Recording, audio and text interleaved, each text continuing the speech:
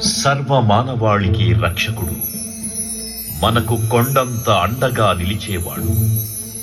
మనసులో తలచిన వెంటనే గుండెల నిండా ధైర్యాన్ని నింపగలిగే మహాయోధుడు, అభయహస్తంతో ఎల్లవేళలా మనల్ని కాపాడే ఆ పవనపుత్రుడిని ఇప్పుడు మనసారా స్తుతించుకుంటూ శ్రీ పంచముఖ ఆంజనేయ స్వామిగా అవతారమెత్తిన కథని దృశ్య రూపంలో తిలకిద్దాం రండి. ఆంజనేయం ప్రసన్నాంజనేయం ప్రభాదివ్యకాయం ప్రకీర్తిప్రదాయం భజే వాయుపుత్రం భజే బాలగాత్రం భజేహం పవిత్రం భజే సూర్యమిత్రం భజే రుద్రరూపం భజే బ్రహ్మతేజం.